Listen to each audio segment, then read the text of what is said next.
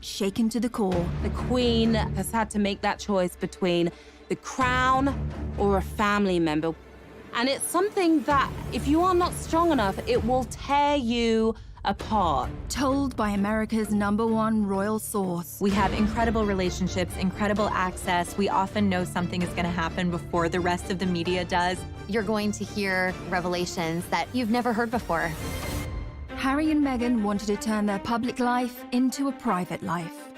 As a couple, they were under an incredible amount of pressure and scrutiny. They made it known how horrible this was, that their privacy was invaded in this way. But what would happen next was shocking. They dropped a bombshell that rocked the monarchy. This wasn't just headlines in England. This is headlines in every single country. This was panic stations for the royal family. And the world is waiting to find out what will happen next. What did it mean for their titles? What did it mean for how they could earn money? Not everybody's on the same page, that much we know. They are totally royal rebels. It's changing everything for the future of the monarchy. What happens now?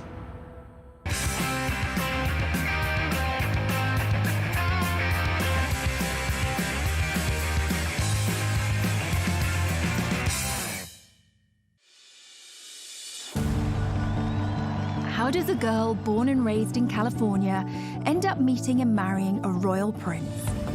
It sounds like something out of a straight-to-DVD movie, and at first glance, Meghan and Harry seem like an unlikely match, but they have more in common than you might suppose. We all think we know the Meghan Markle story, but this is who she really is.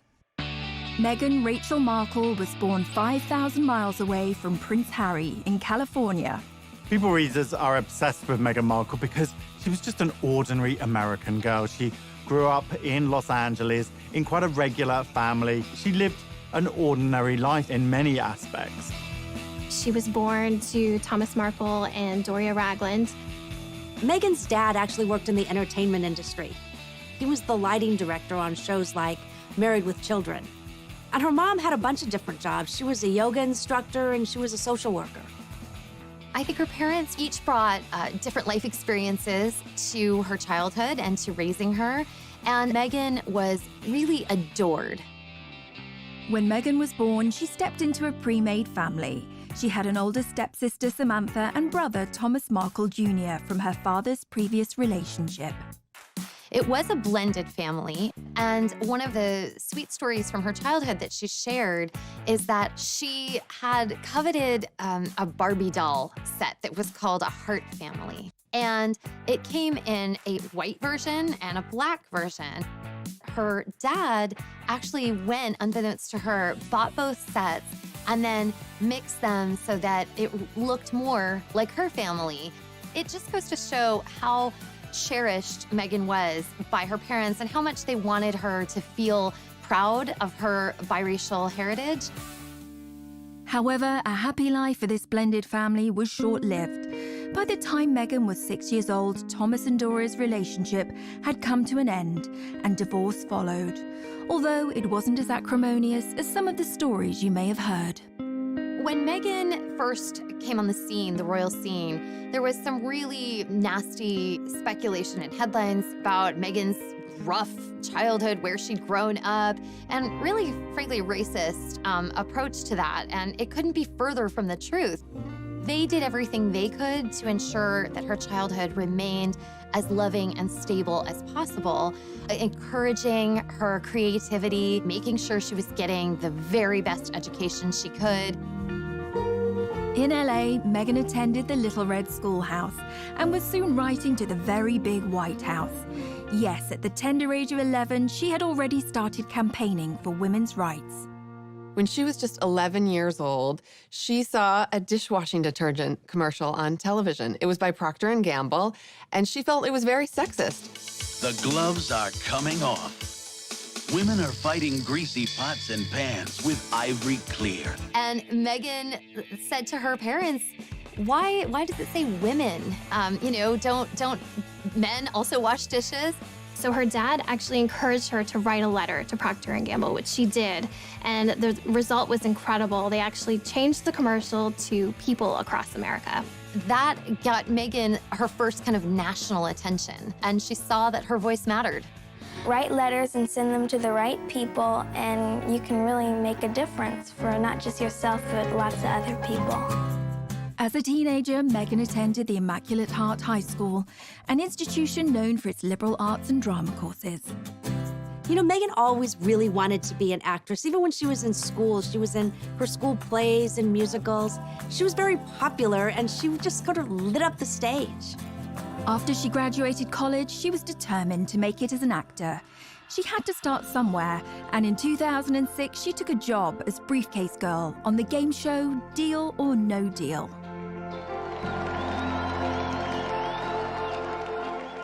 Her role on Deal or No Deal, while it definitely wasn't showing off her acting skills, it was a great opportunity for her to get in front of the camera, to make some connections, and for people to shaken to the core. The Queen has had to make that choice between the crown or a family member.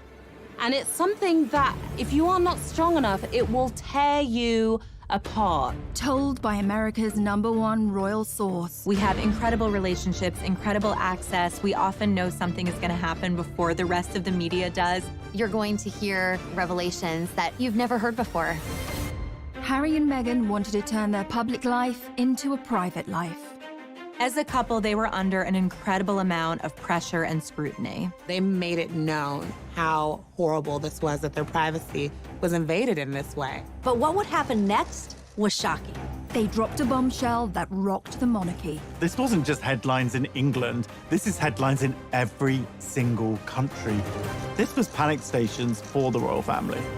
And the world is waiting to find out what will happen next. What did it mean for their titles? What did it mean for how they could earn money? Not everybody's on the same page, that much we know. They are totally royal rebels. It's changing everything for the future of the monarchy. What happens now?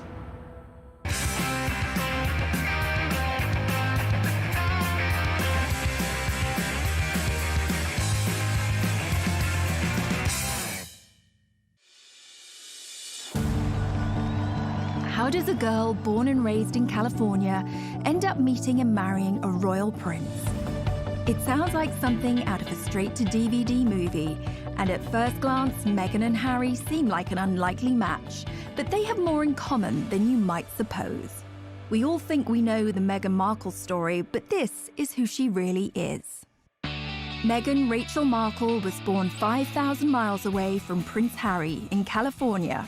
People readers are obsessed with Meghan Markle because she was just an ordinary American girl. She grew up in Los Angeles in quite a regular family. She lived an ordinary life in many aspects.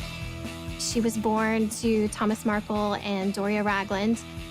Meghan's dad actually worked in the entertainment industry. He was the lighting director on shows like Married with Children.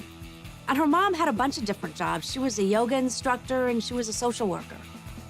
I think her parents each brought different life experiences to her childhood and to raising her, and Meghan was really adored. When Meghan was born, she stepped into a pre-made family. She had an older stepsister, Samantha, and brother, Thomas Markle Jr., from her father's previous relationship. It was a blended family, and one of the sweet stories from her childhood that she shared is that she had coveted a Barbie doll set that was called a Heart Family. And it came in a white version and a black version.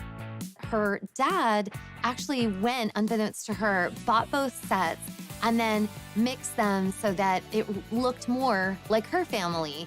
It just goes to show how cherished Meghan was by her parents and how much they wanted her to feel proud of her biracial heritage. However, a happy life for this blended family was short-lived. By the time Meghan was 6 years old, Thomas and Doria's relationship had come to an end and divorce followed, although it wasn't as acrimonious as some of the stories you may have heard.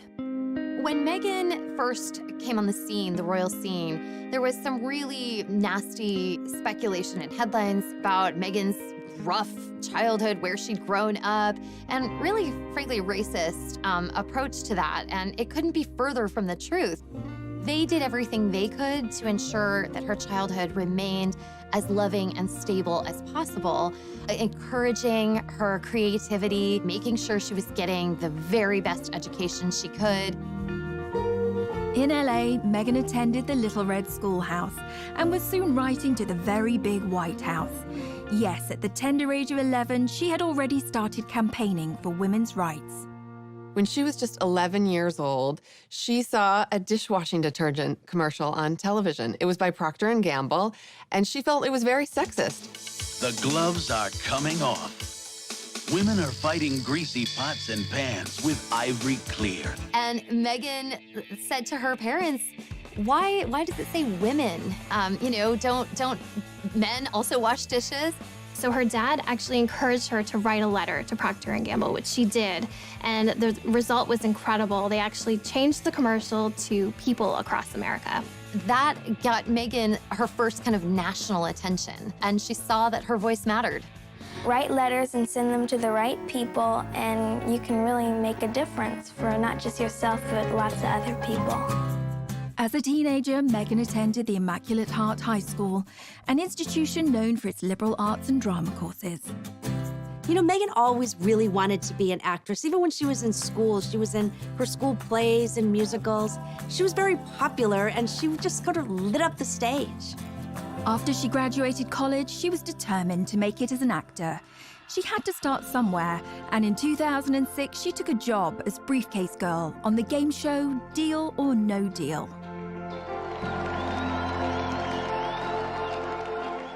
Her role on Deal or No Deal, while it definitely wasn't showing off her acting skills, it was a great opportunity for her to get in front of the camera, to make some connections, and for people to see her on screen. After being a working actress for a while, her big break came in 2011 on the legal drama Suits, where she played paralegal Rachel Zane. Mike Ross? Hi. I'm Rachel Zane. I'll be giving you your orientation. Wow, you're pretty. Good. You've hit on me. We can get it out of the way that I am not interested. No, I'm sorry. I would. Take notes. I'm not going to repeat myself. I love you. Rachel Zane actually was kind of a lot like Meghan Markle in my mind. She was very smart, very well put together. She did not suffer fools at all on that show. And she had a big heart. She just wanted to help. Once Meghan hit the big time, she had a platform and could use it to further her passion for activism. Meghan also promoted herself on social media with her own lifestyle blog called The Tig. You'd think that with everything going on, she wouldn't have time for romance, but she did. Meghan met Hollywood producer Trevor Engelson in 2004, and they had a long relationship and wed in 2011, and they seemed like a great fit at first, both pursuing these careers in Hollywood, him behind the scenes and her in front of the scenes with Suits. But the marriage was not to be. They were under a lot of pressure trying to sustain a long-distance relationship, and it proved to be too much for Meghan and Trevor. Their marriage lasted less than 2 years, and Meghan mailed back her wedding ring to Trevor, the divorce papers citing irreconcilable differences. Meghan was back on the market and ready to find her Prince Charming, unaware that he was living in London and was an actual prince. Across the Atlantic, Harry had a very different upbringing and a life that would turn him into the man we know today. Harry was born into a family that can trace their ancestry back over 1,000 years. Let's take a quick look at his family tree. Harry's grandmother is the Queen, but she's also the Duke of Lancaster, and she's married to a Duke, the Duke of Edinburgh. Beyond that, we've got their children, the Prince of Wales, Prince Charles, that's Harry's dad, his brother, Andrew, the Duke of York, Edward, the Earl of Wessex, and Charles's sister is Princess Anne, but she's also called the Princess Royal. Prince Charles married Diana, the Princess of Wales, and they have 2 sons, William, the Duke of Cambridge, and Harry, the Duke of Sussex. Thanks to his brother's kids, Prince Harry is knocked back to 6th in line to the throne, and all being well, he's now never going to get his hands on the crown jewels. Although Harry was born into a world of breathtaking privilege, he suffered a tragic childhood. Harry's childhood is really rooted in tragedy.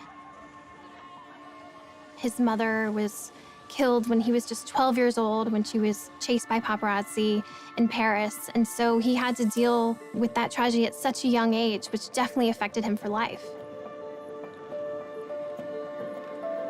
For anyone who remembers the death of Princess Diana, one of the most heartbreaking elements was seeing her young sons, William, Harry, who was just 12 years old, having to maintain that famous stiff upper lip. Everyone had to be stoic and be this brave face for the nation when Harry, a young boy, would have just been absolutely, crushed inside. We all remember the envelope with the word mummy on Diana's coffin. It just tore your heart out. You can't ask a child to have to contain all of those intense emotions and not think that later on, those feelings are going to need to be dealt with. Even an untroubled childhood can lead to a messy young adulthood. As Harry got older, he gained a reputation for being a rebel and a globe-trotting party boy. Harry's wild years throughout his 20s are well documented, from skirmishes with the paparazzi in public to a costume party where he came dressed as a Nazi. It just was endless. But today we know that all the sort of rowdy times were kind of a last hurrah before he left for his service. Harry went from party boy to action hero when he joined the military, where he served for 10 years, including 2 tours of Afghanistan. He thrived in that environment. Perhaps it was a relief for him being able to step away from the spotlight.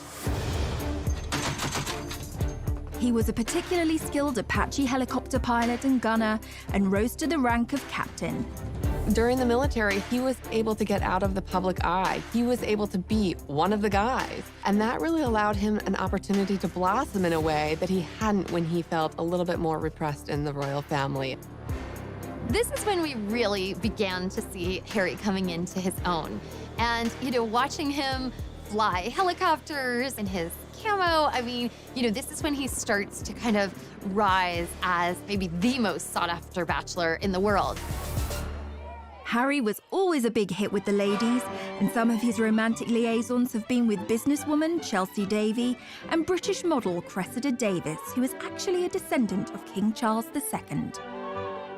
Harry certainly had a busy dating life, but once he started dating someone, the whole spotlight of being in the royal family came down on them, and they couldn't handle it. 2 of his biggest relationships ended because the girls couldn't stand being in that media glare. So single again, the most eligible bachelor in the world was looking for love. But going back a little further, what about some of Harry's ancestors and their love lives? The path to royal romance has never been a particularly easy one, unless you were King Henry VIII. He set up his own religion just so he could divorce his first wife. Divorce was strictly forbidden by the Pope in those days, so Hank VIII set up the Church of England in 1534 and made himself the boss. With that technicality out of the way, he went ahead and married 5 more times. But he had 2 of his wives, Anne Boleyn and Catherine Howard, beheaded. In 1937, King Edward VIII married Wallis Simpson. Not just a commoner, an American. And if that wasn't bad enough, she was a divorcee. And like Henry VIII, who did what the heck he liked, Eddie's problem was that the Church of England didn't allow people to remarry if their ex-spouses were still alive. This was like an episode of Jerry Springer, and it provoked a constitutional crisis. Poor old Eddie had to abdicate. That's a lot to give up, especially when Mrs. Simpson was also seeing a married car mechanic called Guy Trundle. I promise you, we're not making this up. But rumours were she'd learned some tricks in a house of ill repute, which sounds thrilling, if rather tiring. If you wish to marry a commoner, you may end up with a morganatic marriage or left-handed marriage, an unevenly socially balanced marriage where the royals' titles and privileges don't extend to the spouse or offspring. It's a bit like flying, way easier to downgrade than upgrade. That law got changed for William and Kate, by the way. Now, Princess Margaret discovered that when she fell for Peter Townsend, a married man. Her sister, the Queen, told her she could marry him, but she'd lose all her titles and privileges. She decided to hang on to them and dump him, which feels extremely fierce and badass for 1960. Good choice, Madge. It goes to show that the path to true love is never easy, especially if you are marrying into the royal family, and Meghan would face her own challenges. Coming up. It was a very bold move, him standing up and protecting his girlfriend at the time and saying, I'm not standing for this.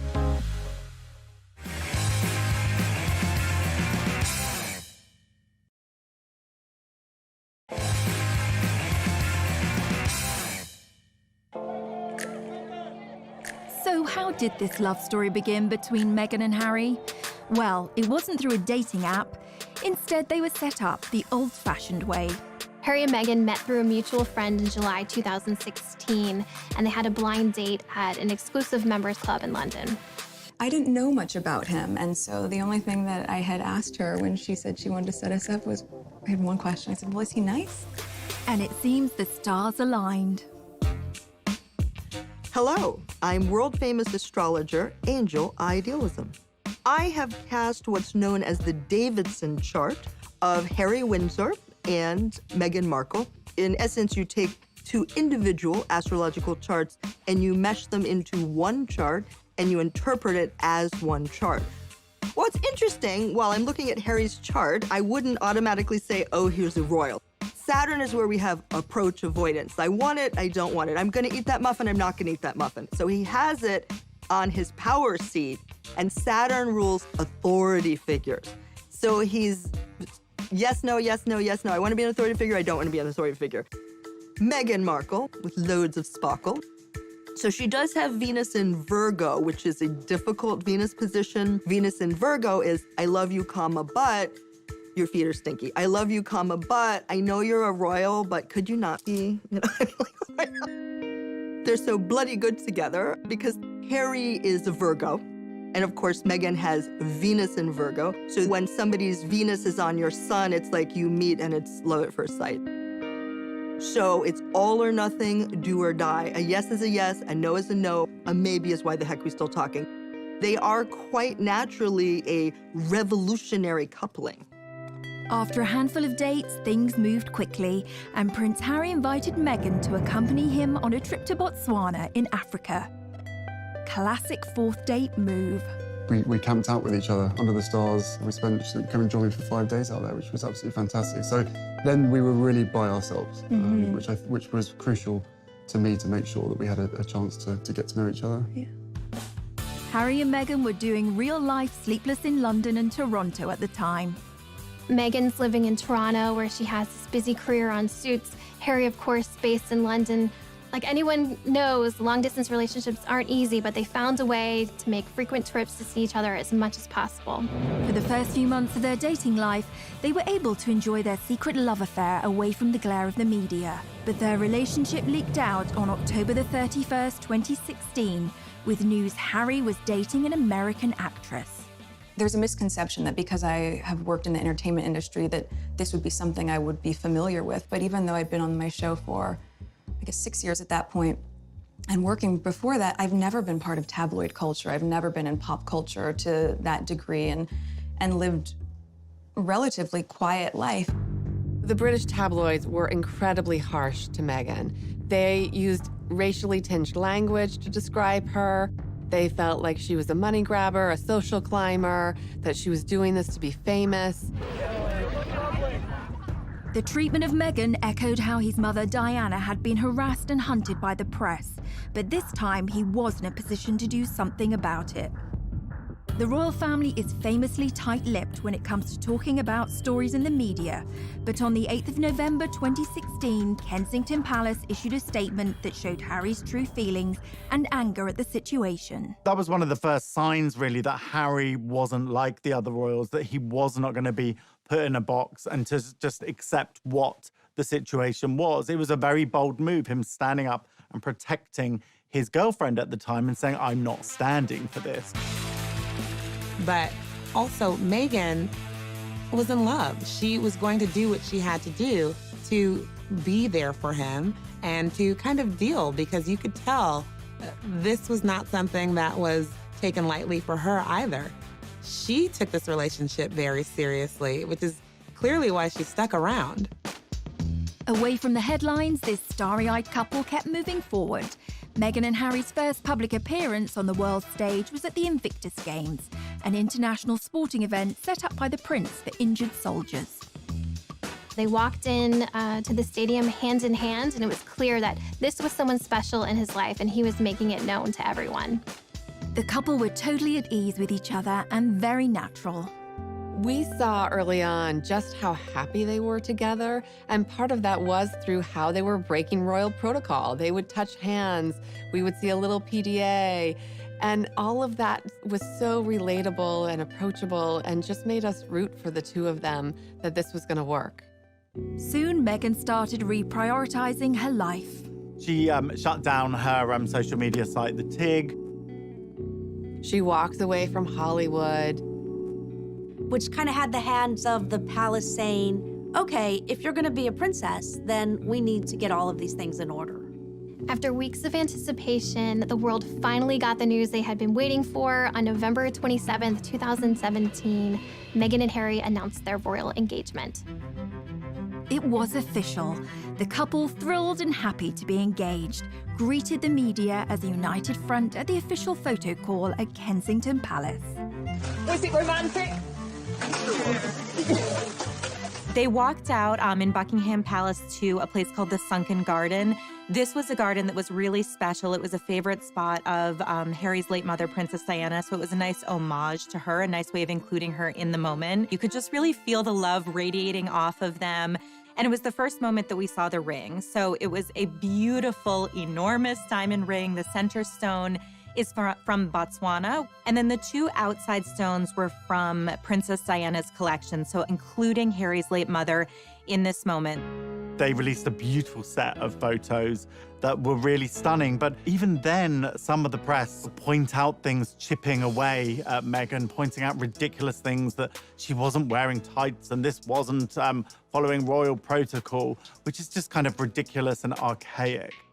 Harry and Meghan's natural way with each other, this ease that they have, was apparent from the start, especially during this engagement announcement, holding hands, looking up at each other, all smiles, very comfortable with each other. And this was a stark contrast to the engagement announcement that we saw from Harry's mother and father, Diana and Charles, where it seemed uncomfortable and slightly awkward.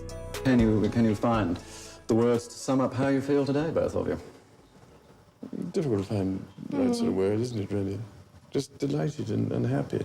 And I'm amazed that she's been brave enough to take me on.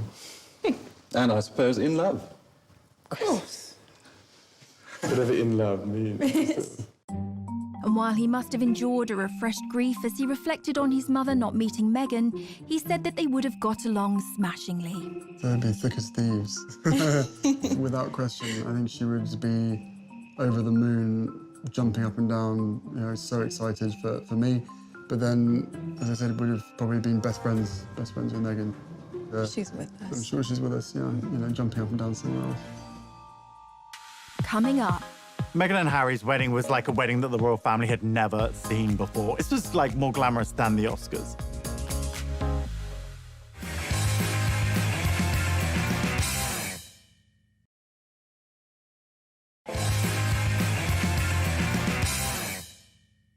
The world had been holding its breath, waiting to find out when Meghan and Harry would be tying the knot.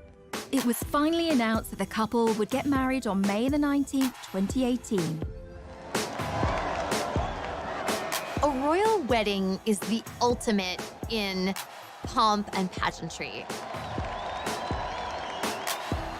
Royal fans just delight in a royal wedding. I mean, it's the fairy tale. The royal wedding is Cinderella's castle, Prince Charming, all of that rolled up into one. And like so many decisions in this couple's life, they chose a different kind of royal wedding from their predecessors. The average wedding in America these days costs around $35,000, which seems like a lot, and a pretty compelling case for a drive-through off the main drag in Vegas. The most recent royal weddings have become much more fancy schmancy affairs. I mean, maybe not Kim Kardashian fancy, maybe not Elton and David pink champagne and caviar fancy, but in terms of cost, royal weddings win every time. Will and Kate's wedding cost $34 million in 2011. The price went up again for Harry and Meghan's wedding. That cost around $45 million. Sibling rivalry or just a lot of transatlantic flights? One of the most expensive royal weddings ever was in Monaco. Prince Albert II married Charlene Whitstock. That was about $70 million. But have you ever been to Monaco? A cheeseburger is like $40. It's ridiculous. Even that, though, was nothing compared to Harry's dad. In 1981, nearly 1 billion people watched as Diana Spencer married Prince Charles. And if you adjust for inflation, it cost somewhere between $70 and $110 million. But for all that, today's royal weddings seem like lavish affairs. Most of the budget goes on security. Right, back to Miss Markle. As Harry's bride, she provoked controversy not only as the first American to join the royal family, but the first biracial person to marry into it. Meghan had her own ideas of how she wanted her wedding day to be different. Harry and Meghan chose to have theirs at Windsor Castle in St. George's Cathedral, which is almost 700 years old and the final resting place of Henry VIII. Hip hip hooray! Hip hip hooray! God bless Prince Harry and Meghan! On the day, millions of people from around the world tuned in to watch the ceremony. Because this is history. This is very important moment. It was a truly glittering and international affair. Meghan and Harry's wedding was like a wedding that the royal family had never seen before. It was Hollywood meets royalty. You'll be watching and you're like, oh my God, there's Oprah, there's George Clooney, there's Idris Elba, there's the Beckhams. It's just like, there was just so many celebrities because they weren't just coming from Meghan. Harry had grown up with a mother who was very friendly with celebrities. This was like more glamorous than the Oscars. As with all weddings, tensions were running high. The media reported rumours that during the preparations for the wedding, a rift began between the Cambridges and the Sussexes.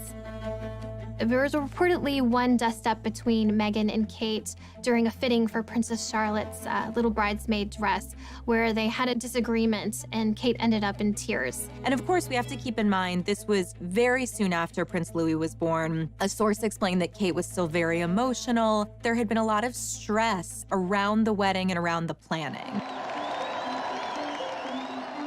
On the wedding day, Meghan travelled to Windsor Castle through the procession route with her mother Doria by her side. Everybody was waiting with bated breath to see what Meghan's wedding dress would look like. Would it be some over-the-top, grand, poofy princess dress like Princess Diana? Would it be this sort of elegant, sophisticated lace, long-sleeve look like Kate Middleton? It was neither of those things. She had a very simple, tailored, streamlined dress. I mean, this really was understated. She was just impeccable, modern, an entirely new version of a princess. Only a few days before, Meghan had been due to walk down the aisle with her father, Thomas, but he then announced that he would not be at the ceremony due to his recovery from heart surgery. And of course, the media went to town on the divisions within her family. Anytime there's a big wedding where families coming together, there's a lot of potential for strife and stress. And then came the question, who would walk Meghan down the aisle and what's going to happen now that her father is not there?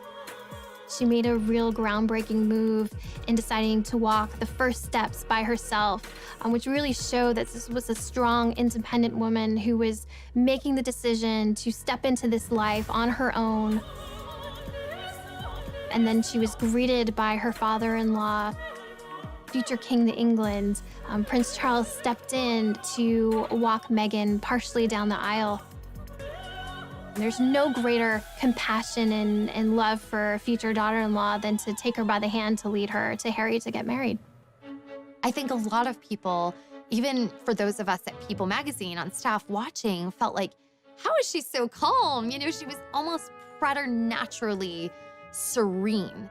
Later, when I spoke with her friends, they said, that's who Meg is. When she's in the moment, she's really in it. When she's made choices, she believes them 100%. And so there was nothing for her to be nervous about. And I thought that was really extraordinary. As the star-studded congregation looked on, Meghan's pastor, Michael Curry, delivered an impassioned sermon about love. Imagine this tired old world when love is the way, when love is the way. A far cry from the usual stuffy speeches, the ever-observant media caught Kate Middleton giving Camilla, Duchess of Cornwall, the side eye. Let no one put asunder. All was saved when the newlyweds delivered what we had all been waiting for. Meghan and Harry follow in tradition by having their first kiss in public when they step outside of the church.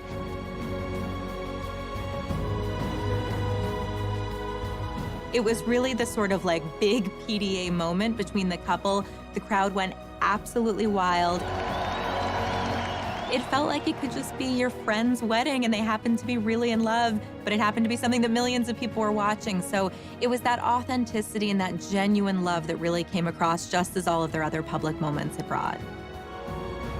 That day, the couple received a new title from the Queen, Duke and Duchess of Sussex, and their new life began. Coming up, they really felt protective of this new baby and wanting to make sure he had as much privacy as he possibly could from the very start.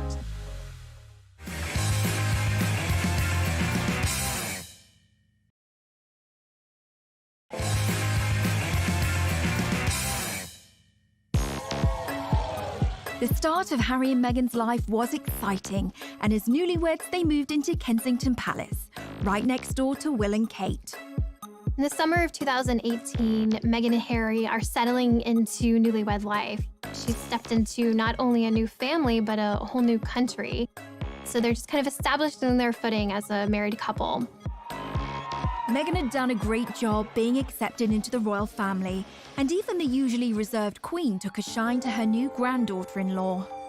The Queen herself wanted to show how much she was eager to welcome Meghan into the royal fold, and she did that by giving Meghan a ticket on board the royal train, which is how the Queen likes to travel. And in fact, you really felt that they had this chemistry between them, and Meghan was bringing new life and new joy to these outings. Meghan and Harry began their royal duties as Duke and Duchess of Sussex. But what exactly is a duchess anyway, and where do they fit into the whole royalty ladder?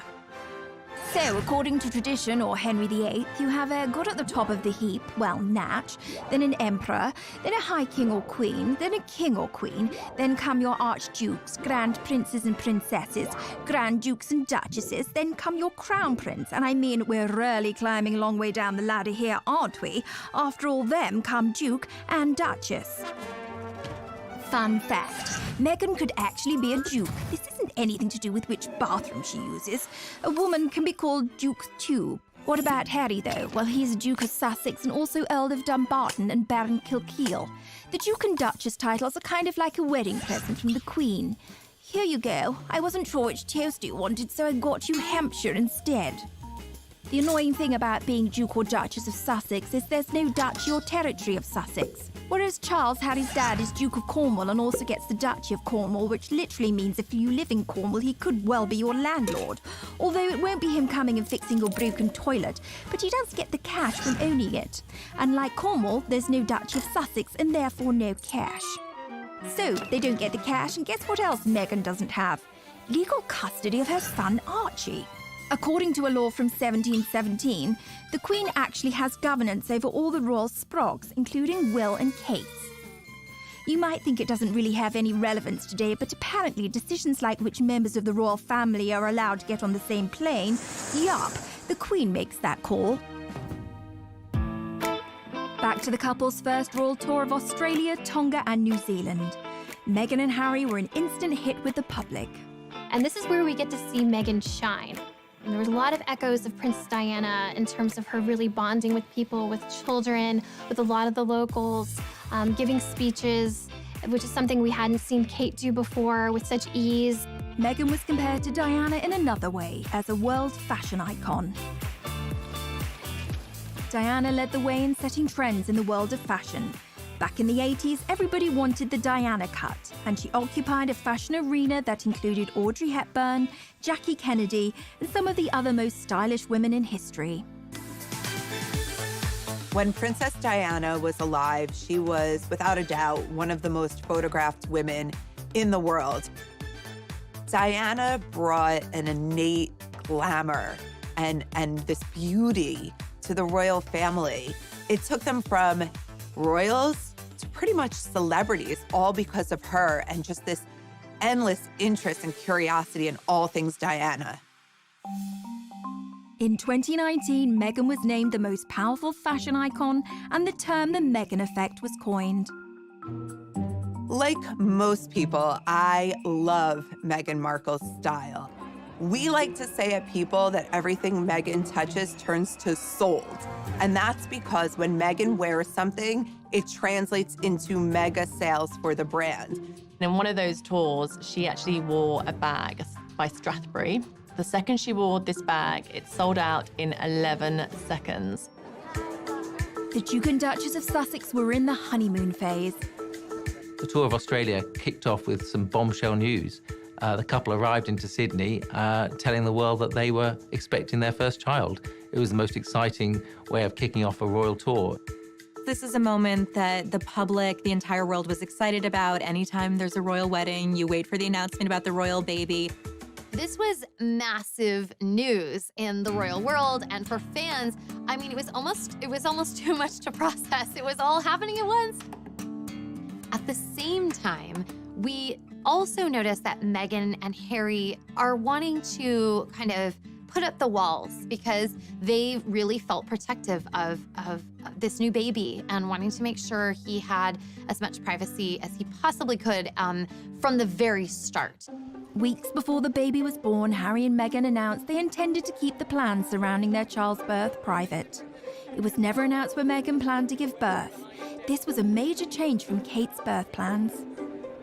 Kate, obviously, at the Lindo Wing in Paddington, every single time one of her children is born, the crowds are gathered outside, you know, the news teams are there. It's a very big global event. With royal births, we famously see the new happy parents step out of the hospital. For royal fans, there's an expectation that we would be kind of, I don't know, almost included in that. And we learned pretty early on that Meghan and Harry were not going to do this. On May the 6th, 2019, baby Sussex arrived, weighing in at 7 pounds 3 ounces. And it wasn't actually until the birth certificate of Archie was released that we even knew what hospital they had gone to. Meghan said no way was she going to walk out of a hospital and into a crowd of thousands, you know, with every TV camera from all over the world there, which is what Kate did. But Kate felt that was her duty. Meghan didn't feel it was her duty, so she didn't do it. They didn't want involvement from the press. They wanted to do it their way. This was not a baby for the public. This was their baby. The birth of a newly born Lord Prince on this, St. George's Day, AD 2018. It does seem a normal thing for a father to protect his child and to be able to do what he wants and release photos when he wants. But the British public have a very different perception of this. They pay for the royal family. So there was a lot of resentment towards Harry when he started to restrict this access. I think the christening marked a bit of a turning point where it was, no, this is a private event. We're not going to bring, cameras in. We're not going to release dozens of photos. That was a shift that a lot of people had to get used to. Meghan, Harry, and baby Archie then moved away from Kensington Palace to Frogmore Cottage in Windsor. Well, Harry said that he felt like a prisoner in Kensington Palace. He couldn't wait to get out of there. The Queen offered them Frogmore Cottage, but it was in a very dilapidated state. And unfortunately for Harry and Meghan, the bill fell on the taxpayer, and it was £2.4 million. And that caused a lot of bad feeling as well. The public started to feel like this quid pro quo was off kilter. Like, well, you know, if we're helping pay for, I don't know, your new kitchen, we should get to see, you know, Archie on his special day. Meghan and Harry, they wanted to be royal and to enjoy the royal life, but they also wanted a private life. And those two don't really go together. Coming up. It was the first time that a member of the British royal family has done anything like that.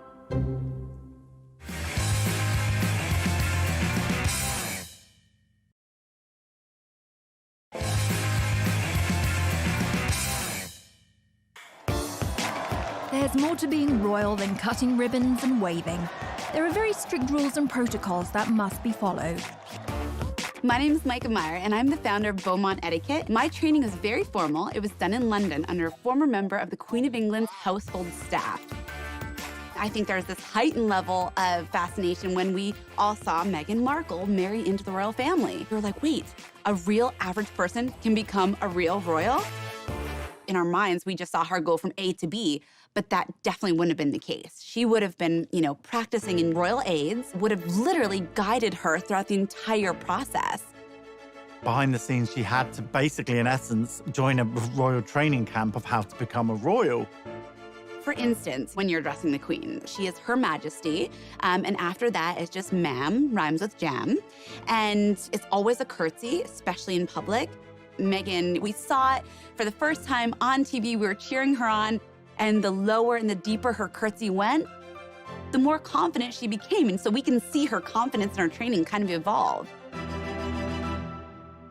A lot of etiquette around the royal wife, and we actually see how she starts on that day that she was first engaged, and you know, she's waving and very excited. And then we see her at the next event, and suddenly we see her fingers are together. And then we see that elbow come in even further, and then we see the polished wave in the end. Even the sitting position, that's one huge part of Meghan's training, we literally saw happen before our eyes.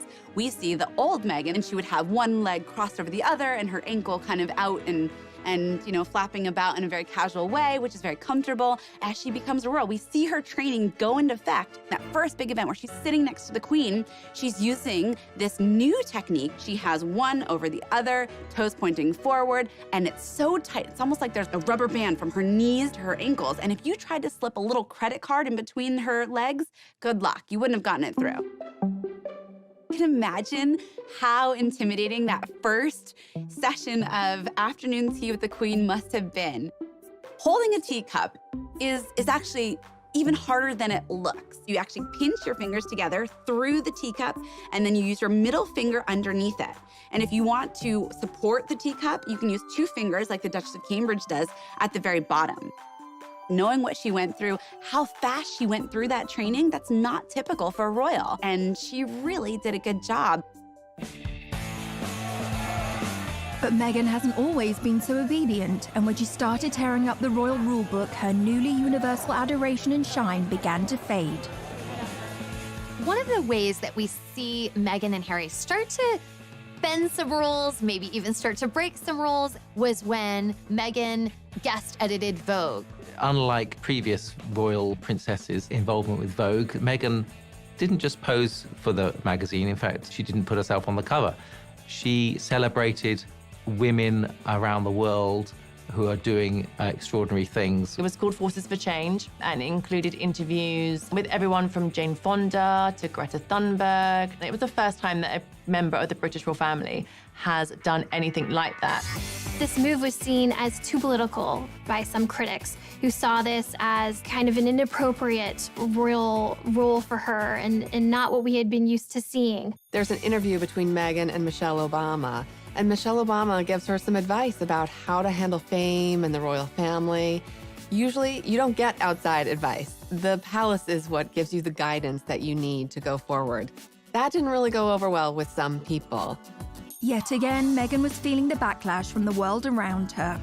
Humans fear change, and in this situation, there was a lot of change going on. The aristocracy and the monarchy is a stuffy institution. Meghan came in and she was completely different. She was an American, she was biracial, she was a divorcee. I think there could have been some fear that she is something other and that she could affect the monarchy and chip away at the monarchy. You know, I think in some ways, what Meghan and Harry have done is just shown, listen, we're gonna do what's right for us. We are going to do what we are comfortable with. Meghan and Harry are not the only royals to have a rebellious streak. There's a long line of royal rebels, but there are those who know how to make it work for them. What about Princess Margaret, the Queen's sister? She liked to party. She partied hard with her daughter's godfather, Anthony Barton, with a former Prime Minister's nephew, Alex Douglas Horne, and it's thought she even partied with Mick Jagger and Warren Beatty. She partied hard in her party house on the party island of Mustique. But then she calmed down and got herself a toy boy, marrying a guy 17 years younger than her. Then she got the first royal divorce since 1901. She rocks. But if you ask us, the royal rebel closest to Meghan's heart would probably be Princess Louise, Queen Victoria's fourth daughter. She questioned everything, earning her the nickname Little Miss Y. She was very cool. She refused to marry someone she didn't love, was an ardent feminist, and visited imprisoned suffragettes, the protesters for equal rights for women. And, stop me if this sounds familiar, she got married and moved to Canada. Her full name? Louisa Caroline Alberta, and yup, Alberta, Canada is named after her. The province was originally going to be called Louise. If you can find a more Meghan-friendly royal rebel than that, then you can send us to the Tower for treason. Coming up. It was a huge betrayal for Prince Harry and Meghan, and they let it be known. They filed suit. Pinch your fingers together through the teacup, and then you use your middle finger underneath it. And if you want to support the teacup, you can use two fingers like the Duchess of Cambridge does at the very bottom. Knowing what she went through, how fast she went through that training, that's not typical for a royal. Oh my and God. she really did a good job. But Meghan hasn't always been so obedient, and when she started tearing up the royal rulebook, her newly universal adoration and shine began to fade. One of the ways that we see Meghan and Harry start to bend some rules, maybe even start to break some rules, was when Meghan guest-edited Vogue. Unlike previous royal princesses involved in Vogue, Meghan didn't just pose for the magazine. In fact, she didn't put herself on the cover. She celebrated women around the world who are doing extraordinary things. It was called Voices for Change and it included interviews with everyone from Jane Fonda to Greta Thunberg. It was the first time that a member of the British royal family has done anything like that. This move was seen as too political by some critics, who saw this as kind of an inappropriate royal role for her and not what we had been used to seeing. There's an interview between Meghan and Michelle Obama, and Michelle Obama gives her some advice about how to handle fame and the royal family. Usually, you don't get outside advice. The palace is what gives you the guidance that you need to go forward. That didn't really go over well with some people. Yet again, Meghan was feeling the backlash from the world around her. Humans fear change, and in this situation, there was a lot of change going on. The aristocracy and the monarchy is a stuffy institution. Meghan came in and she was completely different. She was an American, she was biracial, she was a divorcee. I think there could have been some fear that she is something other, and that she could affect the monarchy and chip away at the monarchy. You know, I think in some ways, what Meghan and Harry have done is just shown, listen, we're going to do what's right for us. We are going to do what we are comfortable with. Meghan and Harry are not the only royals to have a rebellious streak. There's a long line of royal rebels, but there are those who know how to make it work for them. What about Princess Markle, the Queen's sister? She liked to party. She partied hard with her daughter's godfather, Anthony Barton, with a former Prime Minister's nephew, Alex Douglas Horne, and it's thought she even partied with Mick Jagger and Warren Beatty. She partied hard in her party house on the party island of Mustique. But then she calmed down and got herself a toy boy, marrying a guy 17 years younger than her. Then she got the first royal divorce since 1901. She rocks. But if you ask us, the royal rebel closest to Meghan's heart would probably be Princess Louise, Queen Victoria's fourth daughter. She questioned everything, earning her the nickname Little Miss Y. She was very cool. She refused to marry someone she didn't love, was an ardent feminist, and visited imprisoned suffragettes, the protesters for equal rights for women. And, stop me if this sounds familiar. She got married and moved to Canada. Her full name? Lisa Caroline Alberta, and yeah, Alberta, Canada is named after her. Of course, this originally going to be called Louise.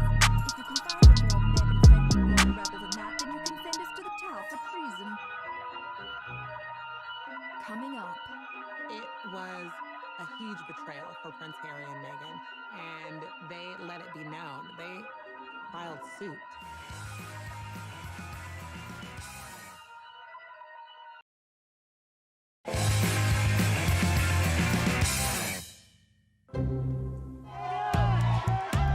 As a member of the royal family, the press can either be a valuable asset or your worst enemy. And Prince Harry and Meghan have maintained a love-hate relationship with them. There have been times when the royals have welcomed the press in terms of trying to get their messages out. And this can be anything from, obviously, the Royal Rota, which is the established UK press corps, attending their engagements, which are to benefit charity, to shine a light on good causes. And that's the time when they really embrace the press. Even Harry's mother, Diana, used the media to her advantage. Princess Diana famously used back channels to set up an interview with the BBC's Martin Bashir on the show Panorama. And she did that because she felt that she could not make her side of the story heard. When no one listens to you, or you feel no one's listening to you, all sorts of things start to happen. For instance, you have so much pain inside yourself that you try and hurt yourself on the outside because you want help, but it's the wrong help you're asking for. People see it as crying wolf or attention seeking, and they think because you're in the media all the time, you've got enough attention, inverted commas. But I was actually crying out because I wanted to get better. We have never seen any royal open up the way Diana did, the way she bared her innermost thoughts and feelings. But unlike Diana, Meghan was too new to royal life to start airing her grievances publicly. But her friends would rally to the cause. In an exclusive interview with People magazine, Meghan's inner circle opened up about the Duchess's private life and her struggles with the UK tabloids. In February of 2019, Meghan's inner circle of friends felt that they could no longer remain silent while what they saw as global bullying of Meghan was unfolding. They wanted to speak out, and they came to People magazine to do that. What I heard from them was that nobody celebrates your wins bigger than Meghan. And by the same token, when you're struggling, Meghan is there with a box of Kleenex and a bottle of wine, anything she can do to comfort and support you. And, they talked about another misconception that Meghan is so high maintenance. There was a report that Meghan wanted the church sprayed the specific scent, and it was sort of diva moment. And the friend said, Meghan is so religious, she would never, ever disrespect a holy place like St. George's Chapel at Windsor Castle, and that's a contradiction to who she is. I came away feeling like my friendships are really inferior to Meghan's, because these women, they felt so loved by her and supported in a way I had really never seen before. Meghan got a little help from her friends, but it was short-lived. Later that month, the Daily Mail ran an article that for Meghan and Harry crossed the line. There was a major issue with the Mail on Sunday that published a letter, a private letter that Meghan had sent to her father. It was a huge betrayal for Prince Harry and Meghan, and they let it be known. They filed suit. She obviously feels like it's a copyright issue that they went ahead and posted that letter without her permission. The action was accompanied by a scathing statement from Prince Harry denouncing the media's bullying of his wife.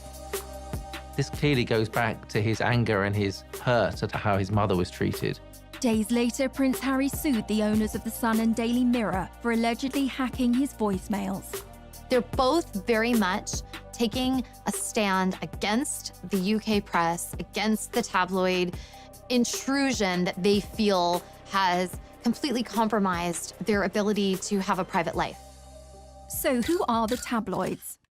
If you're even slightly famous and you're in Europe, the chances are, whatever you're doing, someone is going to be taking a photograph of you.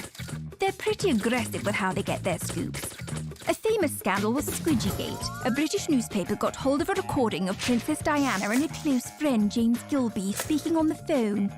In the calls, Gilby calls Diana either Squidge or Squidgy 53 times. Try calling me that once, I dare you. There's always been a degree of push and pull with the press. Let's not forget the British royal family is paid for by British people. They help fund their lavish lifestyle.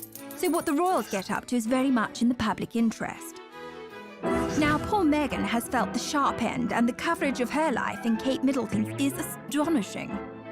For Kate, not long to go, pregnant Kate tenderly cradles her baby bump. For Meghan, why can't Meghan Markle keep her hands off her bump? Is it pride, vanity, acting, or a new age bonding technique? For Kate, Kate's morning sickness cure, Prince William gifted with an avocado for pregnant Duchess. For Meghan, Meghan Markle's beloved avocado linked to human rights abuse and drought.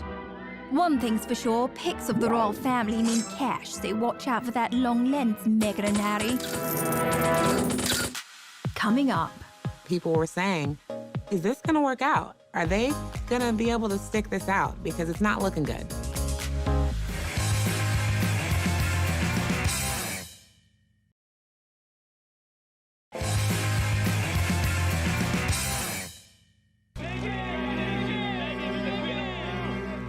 As media scrutiny intensified, so did tensions inside the royal family. This was a turning point for Prince Harry and Meghan when it came to them just not putting up with the British press anymore.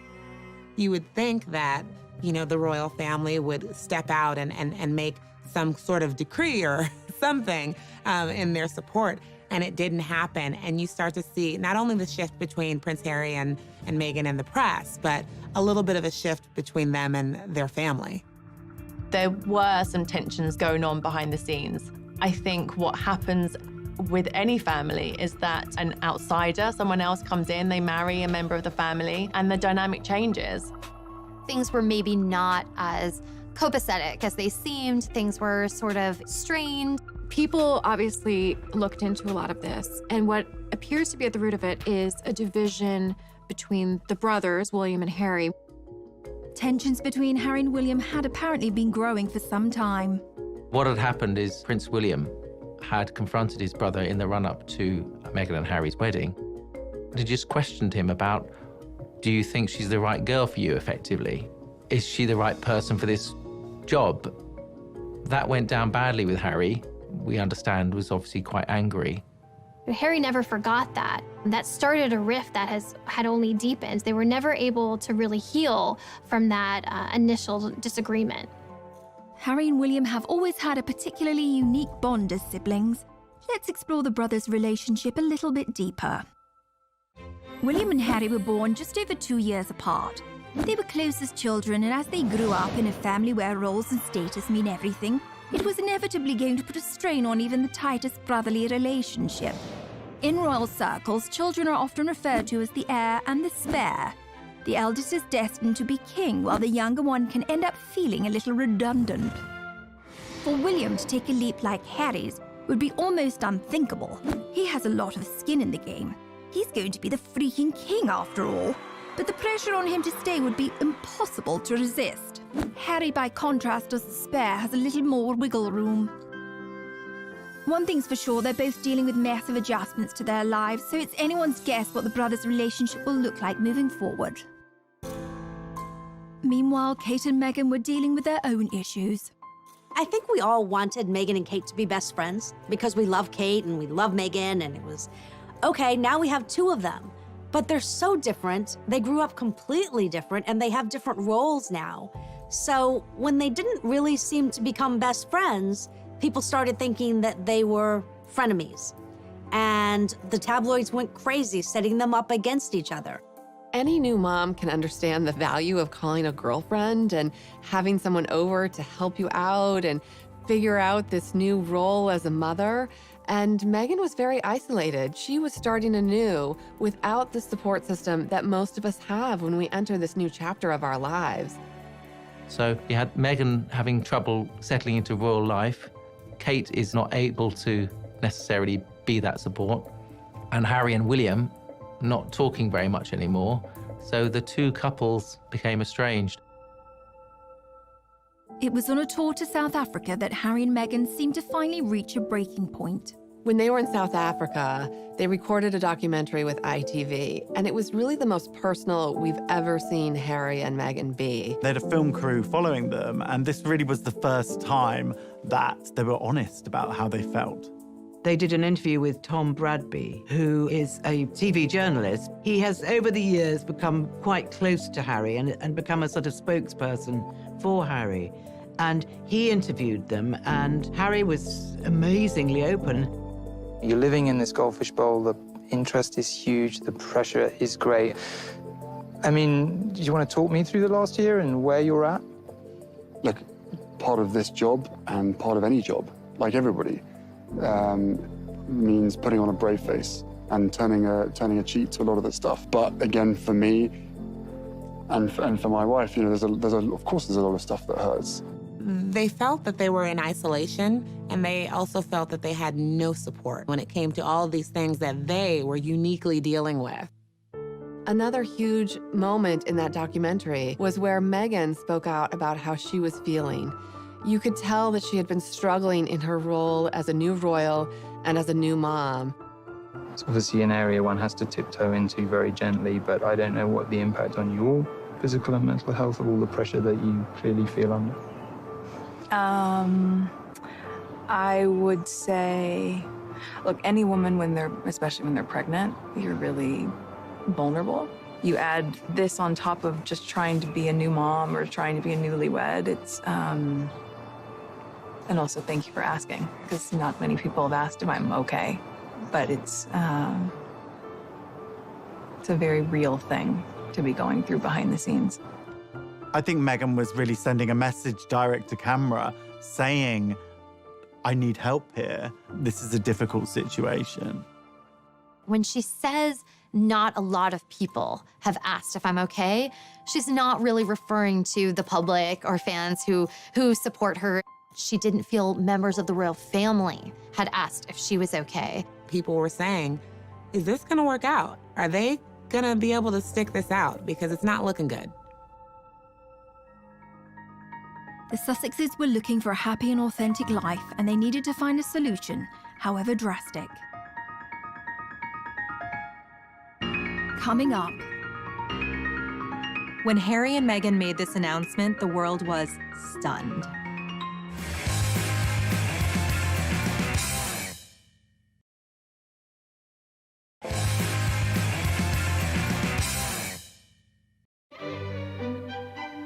We all remember those moments in history that changed the world.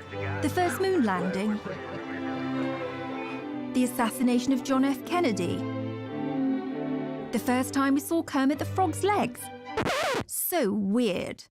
And when Harry and Meghan decided to leave the royal family. A royal announcement that is sure to rock the United Kingdom. Royal split. Harry and Meghan quit. Going it alone, the Duke and Duchess of Sussex. The royal family reeling this morning. A rift in the royal family not seen for a generation.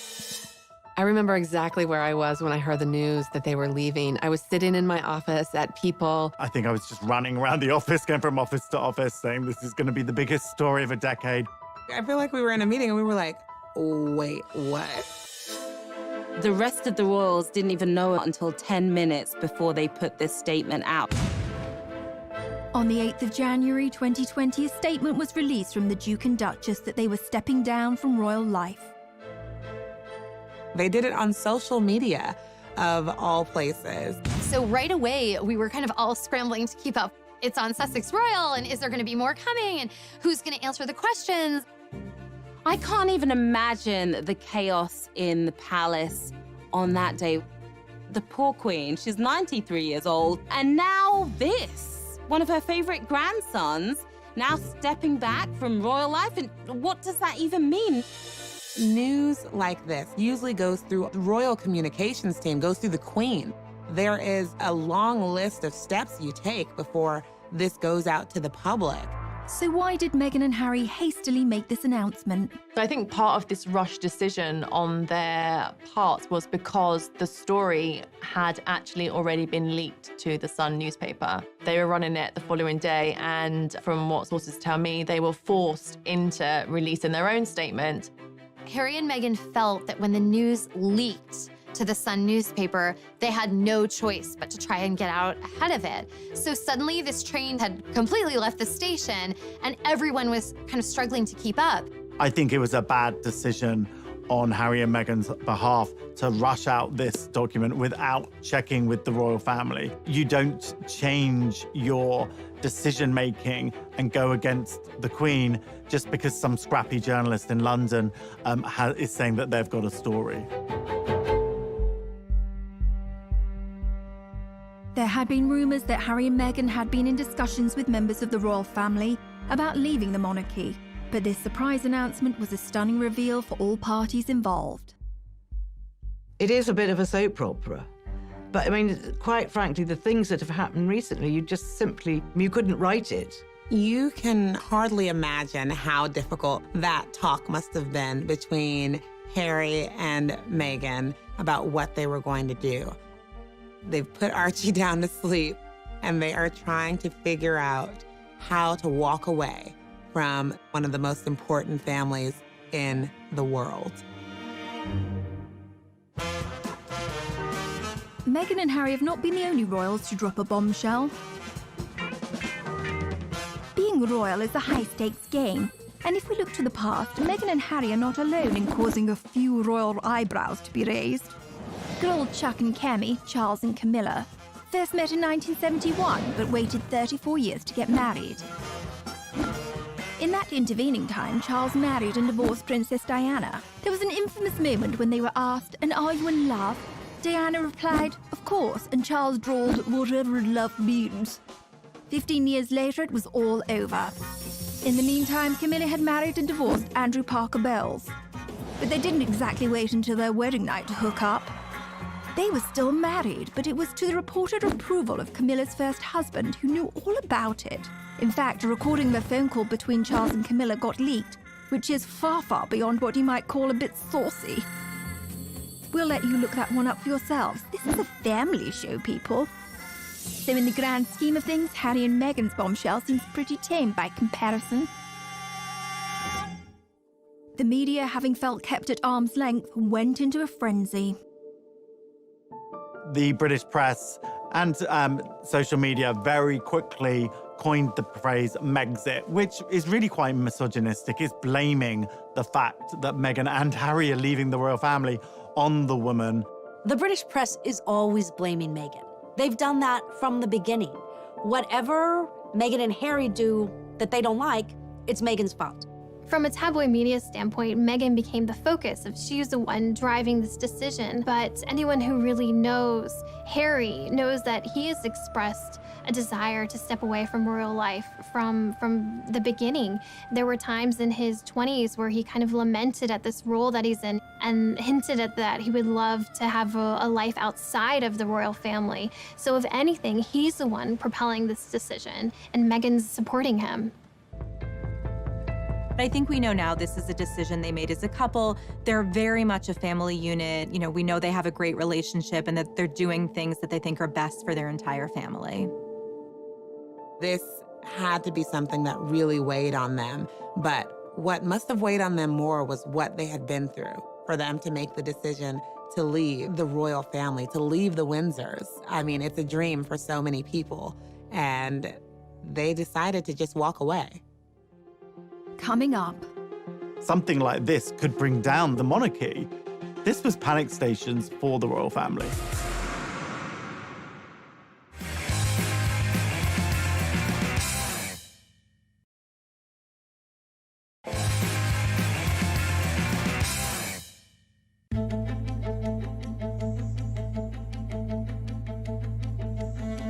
After the bombshell was dropped, all royal parties had to scramble to determine what would happen next. Something like this could bring down the monarchy. This was panic stations for the royal family.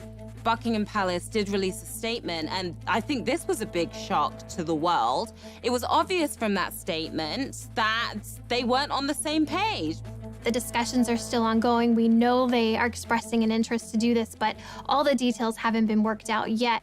The thing is, you don't announce the plan until you know what the plan is, right? They did things back to front.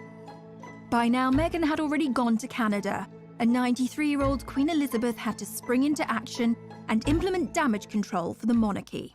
The Queen and her senior advisors did some very quick thinking. They said that they were going to have a summit at Sandringham. She had Charles and William and Harry all meet her there, and then they sat down to talk it out. The pressure on the Queen here is immense. The Queen was on her back foot. She is under pressure to be the leader and to have an answer and to have a path forward, and the clock is ticking. Within days, on January the 13th, 2020, the Queen publicly announced a declaration of her blessing for the couple. 5 days later, the Queen released a statement that was really in support of Harry and Meghan's decision. And this was one of the most emotional statements we had ever seen from the Queen. Since the death of Princess Diana, she used terms like my grandson, my family. We're not used to seeing those sort of terms of endearment coming from the Queen. She loves Harry. She wanted to make sure that Meghan and Harry felt that they had her backing. But that also helped kind of put a lid on any other gossip and drama that would immediately come out in those first few days. This is unprecedented. There were so many details to work out, so many questions. Where are they going to live? What will their titles be? Everyone wants to know how they will actually go about charting out this new life and where the money's gonna come from. What are they gonna do? But how do the royals make their money? Yes, let's talk about money. I'm Haley Sachs, and I'm a financial pop star. The royals make their money 3 different ways: through inheritances, sovereign grants, and also through duchies. The sovereign grant is taxpayer money. So if you're watching this and you live in Britain, I'm sorry, because you paid Meghan and Harry $130K last year just to leave your country. So yeah, you can cry about that. Basically what the duchies are is like Prince Charles is a landlord. He's inherited these properties. They're all our properties, and he's making money on them because people live there, they visit, and he's pocketing the cash. Prince Charles, he gives some of that money to his sons. The Sussexes can credit 95% of their income just to Prince Harry having a rich dad. So yes, Harry has a rich dad, but he also had a rich mom. Diana didn't come from nothing. Like, she walked into the royal family with her own fat wallet. When she died, she left Prince Harry $10 million. Even though the couple quit being royals, these two are media starlets. They're not looking just for money. Really, what they're searching for with this exit is impact. Coming up. The royal family are doing the most positive things. They're putting on a great show for the British public that all is fine here. Everything is good. The show will go on. The monarchy is solid.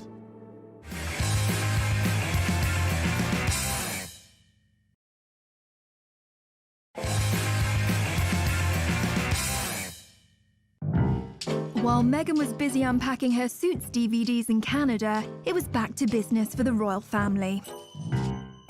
It was initially a bit of chaos as everyone tried to kind of find their footing in this new, unprecedented order of things. At the end of the day, the monarchy has to come first and the crown has to come first. The Queen, she's not going to let her emotions get the better of her. Now it's about action. It's about taking action and figuring out what are next steps. The monarchy is often, throughout history, in a very vulnerable position. There are a lot of people who don't agree with the monarchy. The monarchy can be perceived as a very undemocratic institution, essentially inherited power. When you have somebody who is stepping away from the royal family, this makes the royal family very vulnerable. For those that had stayed, the Queen doled out presents. Prince William was bestowed with an additional royal post, Lord High Commissioner to the Church of Scotland. The royal PR team wanted the rest of the family to show a united front, and William, Kate, Charles and Camilla embarked on a rare joint charity engagement, and the British press dubbed them the new Fab Four. All this sort of family discord and fighting amongst themselves didn't look good.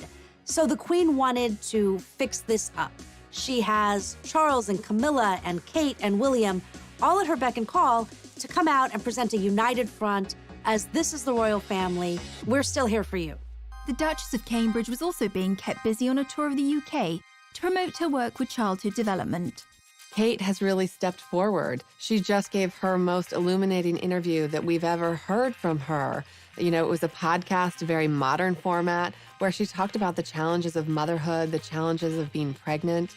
So she's willing to take up this mantle and help support the monarchy any way she can. They're doing the most positive things. They're putting on a great show for the British public that all is fine here. Everything is good. The show will go on. The monarchy is solid. With the royal family's united front in check, the Queen had one last ground rule that needed to be laid. What was important to the Queen was that Meghan and Harry cannot continue to use their royal titles and the trademark of Sussex Royal. She didn't want any perception of impropriety that they might be making money in any kind of way off of any royal titles. Obviously, they're known as Sussex Royal. That is their Twitter handle, their Instagram name. The whole brand is based around that. The Queen and other members of the royal family had said, actually, no, that word royal cannot be used. No one can say royal unless they really are royal. Once Queen Elizabeth's terms were made crystal clear, Harry knew it was time for him and Meghan to move forward with their new life. One of the things that was just so exciting to see was how they took this bold step themselves. It was world-shattering news. It made headlines the world over. Was it perfect? No. But when you kind of take control and find your voice and realize, I can make this path forward, that's a really inspiring thing to see. During Harry's final few days in the UK, he delivered an emotional exit speech at a charity dinner in London. It brings me great sadness that it has come to this. There really was no other option. It has been our privilege to serve you, and we will continue to lead a life of service. So in that respect, nothing changes. But I hope that helps you understand that I would step my family back from all I have ever known to take a step forward into what I hope can be a more peaceful life. It's a tough situation, particularly for Prince Harry, because this is his family. These are the people who have loved him and raised him and who he has grown up with his whole life. We've all been in family situations that can be complicated, but they're always a part of who we are. So I think the goal for them is to still have warm relations. I think Harry and William still want to reforge their bond, but it's going to look very different than anything we've ever seen before. The rest of the world had their own reactions in the aftermath of the Sussex's bombshell announcement. While Harry filled a suitcase with a gold toothbrush, some monogrammed socks, and a copy of How to Succeed in Business, support was flooding in from celebrity friends and admirers. Bette Midler hoped Meghan would bankrupt them all, although I don't quite see how she'd manage that. Oprah Winfrey said she supports them 1,000%. And Jack Osborne observed, "Listen, Prince Harry, if I can survive my family, you can survive yours." And Meghan's friend Jessica Mulroney, who previously had the sweetest babysitting gig imaginable looking after Archie, called out critics of Meghan as racist bullies and posted this quote on Instagram after the news. "A strong woman looks a challenge in the eye and gives it a wink. Wink hard, Meghan." Coming up, how is the next chapter going to unfold? The world is their oyster right now. They can pretty much do anything that they want.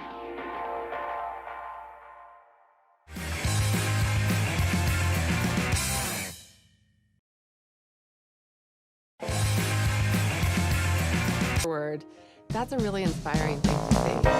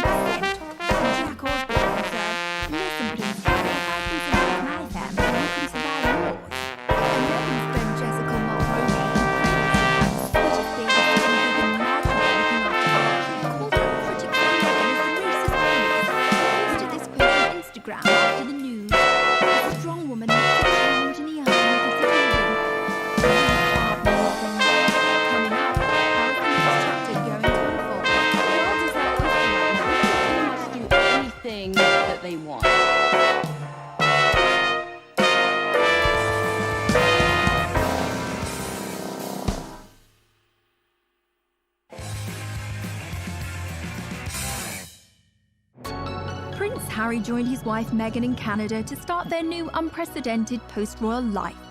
It was revealed that Meghan and Harry are going to be splitting their time between the UK and Canada during this period of transition. So they set their sights on Vancouver Island, where they spent a lot of the time over the holidays.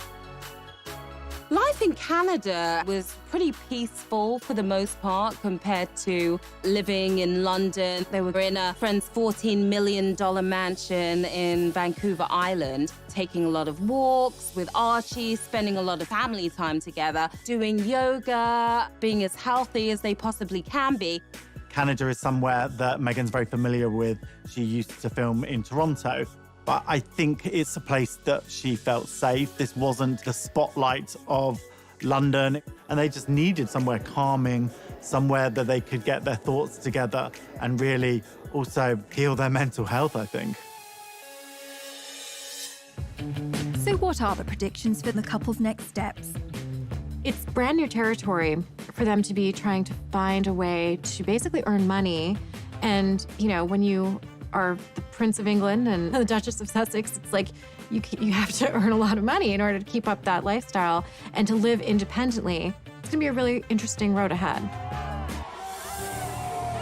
Their last round of royal engagements were in March. They're officially stepping back, and they'll no longer be using their HRH titles or Sussex Royal. But I think the world is their oyster right now. They can pretty much do anything that they want. Both of them are very smart. Both of them are very talented. Harry and Meghan's next steps in terms of their careers is anyone's guess. Who knows whether we might see a Meghan Markle clothing range for one of her women empowerment charities. We might see a book deal maybe, although various ones of those have been denied so far. We also know that Harry is involved in a TV project with Oprah for Apple TV. So that will be announced at some point this year, I'm told. We've already seen that Meghan did her first voiceover role for Disney, and the check was donated to a charity for elephants. They're definitely going to be cashing in on their celebrity status. There is no way they're going to be penniless. They are going to have offers coming through the door. We saw Harry and Meghan recently in Miami at this banking summit at JP Morgan. We thought they were going to be laying low. Suddenly we got the news that Harry and Meghan were sitting next to J-Lo and A-Rod at a star-studded event for JP Morgan. And there are rumors that Harry earned $1 million for giving a speech at that event. It's not a bad paycheck at all, especially for your first time outside of the royal family. People are going to be offering them deals left, right, and center, but they still have to have composure and remember where they came from, because ultimately they don't want to disrespect the monarchy. The Sussexes don't need to rush into anything. They're still extremely high-profile people. In fact, maybe even more high-profile now after stepping back from the royal family. And since making this bombshell announcement, they're probably more famous than they even were beforehand. What do the inner circle of Harry and Meghan's world think of this?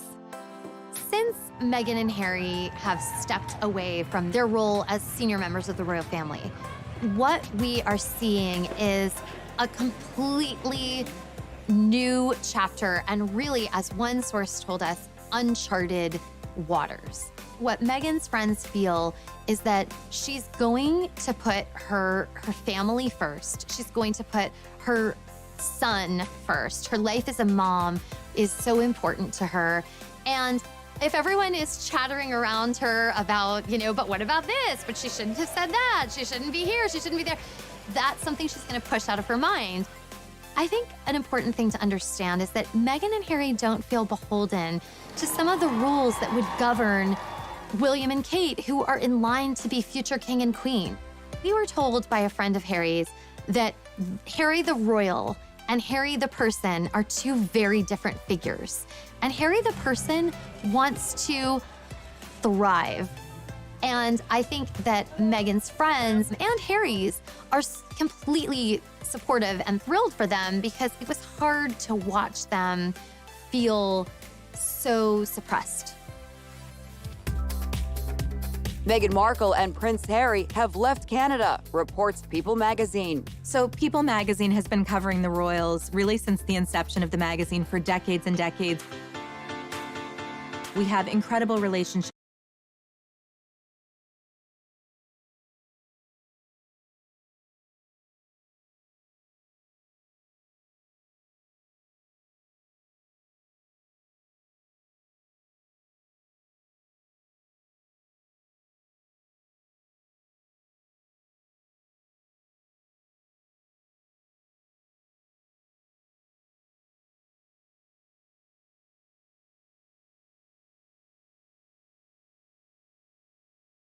Incredible access. We often know something is going to happen before the public does, before the rest of the media does.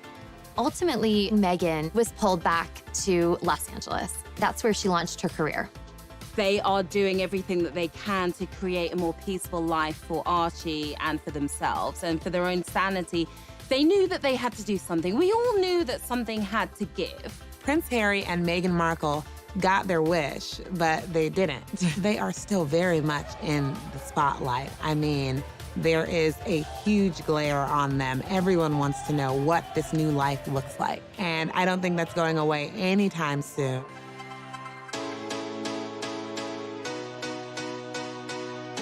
A lot of people are wondering, will things ever be the same in this royal family?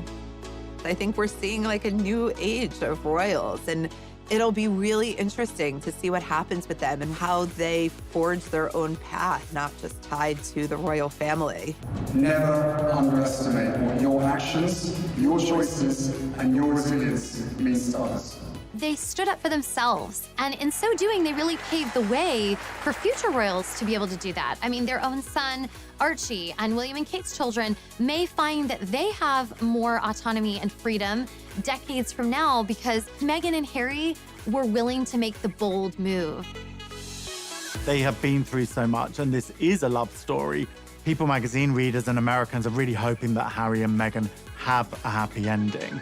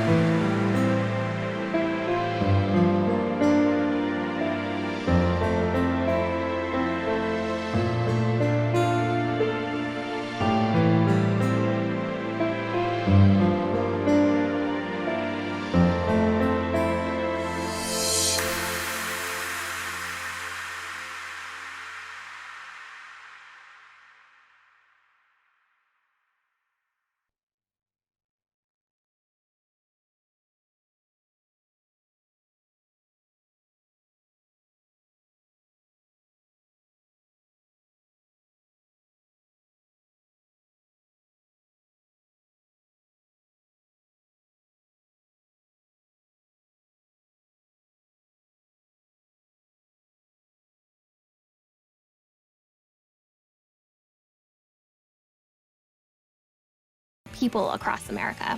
That got Meghan her first kind of national attention, and she saw that her voice mattered. Write letters and send them to the right people, and you can really make a difference for not just yourself, but lots of other people. As a teenager, Meghan attended the Immaculate Heart High School, an institution known for its liberal arts and drama courses. You know, Meghan always really wanted to be an actress. Even when she was in school, she was in her school plays and musicals. She was very popular, and she just sort of lit up the stage. After she graduated college, she was determined to make it as an actor.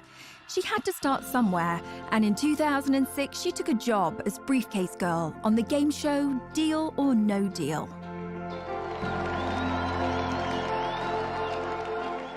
Her role on Deal or No Deal, while it definitely wasn't showing off her acting skills, it was a great opportunity for her to get in front of the camera, to make some connections, and for people to